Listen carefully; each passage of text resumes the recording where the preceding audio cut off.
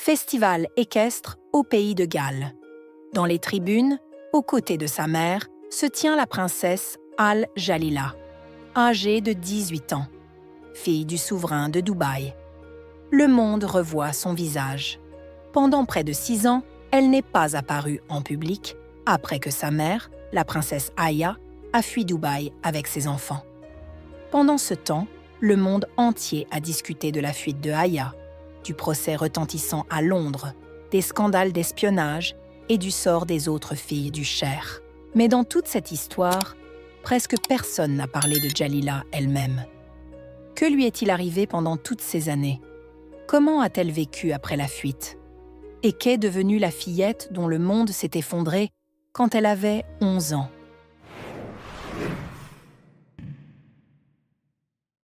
Fille du souverain de Dubaï et d'une princesse jordanienne, elle était le symbole de l'union de deux des plus puissantes dynasties. Quand Jalila est née, sa vie ressemblait à un conte de fées, même selon les standards des familles royales. Pour son premier anniversaire, son père a inauguré à Dubaï un hôpital pour enfants ultramoderne d'une valeur de 183 millions de dollars et l'a nommé en l'honneur de sa fille. Dans la famille du cheikh Mohammed, c'était un signe de statut particulier. Jalila a grandi entre les palais de Dubaï, de Londres et de Jordanie, voyageant à bord d'un Boeing personnel.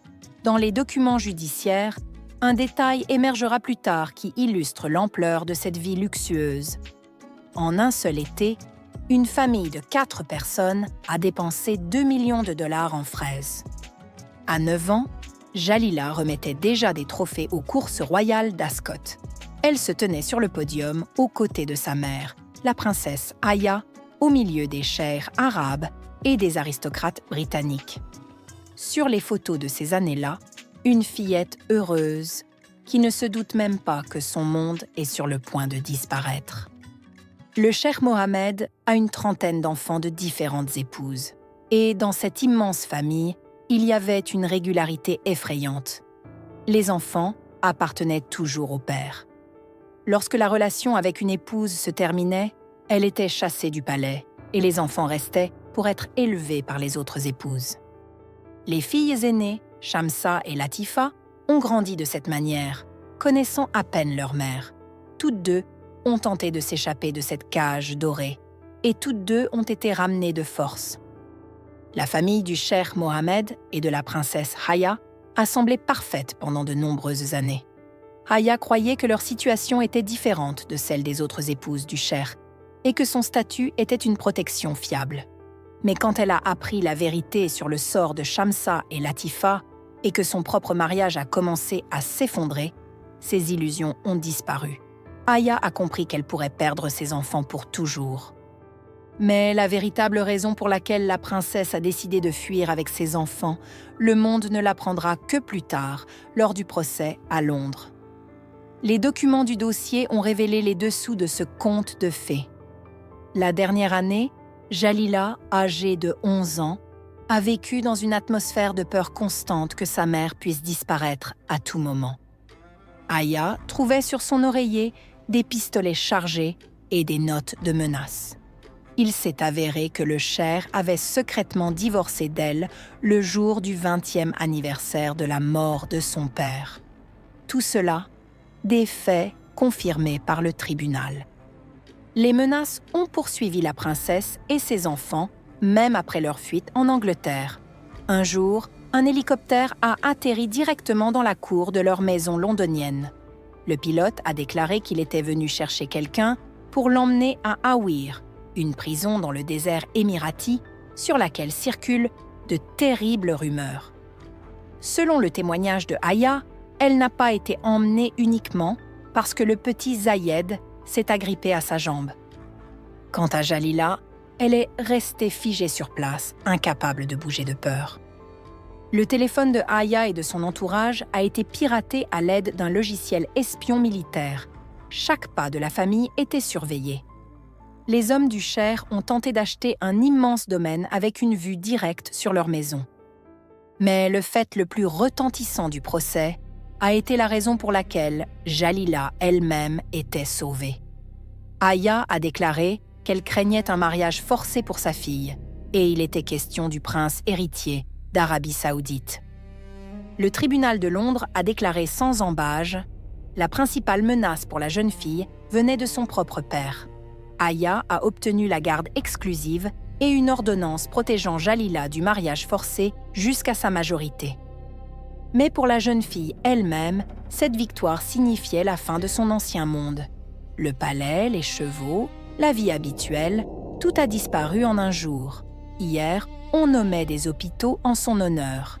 Et aujourd'hui, une voiture blindée et des gardes armés à l'entrée de la maison. Le tribunal a ordonné au Cher de verser à Aya 730 millions de dollars, la plus grande compensation de l'histoire des divorces britanniques. Cet argent servira à financer la protection à vie et une vie confortable pour la princesse et ses enfants. Et pendant que les journalistes comptaient les millions et discutaient des détails sordides du divorce, quelque part à Londres, une adolescente grandissait dans l'isolement. Jalila avait de fait disparu. C'était le seul moyen de la protéger.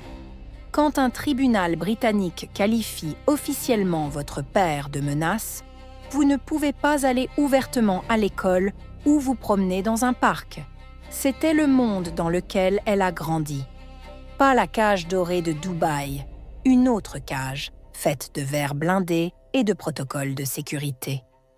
5 ans de silence, 5 ans sans une seule photo, sans une seule apparition publique, et puis l'apparition tant attendue de Aya avec ses enfants.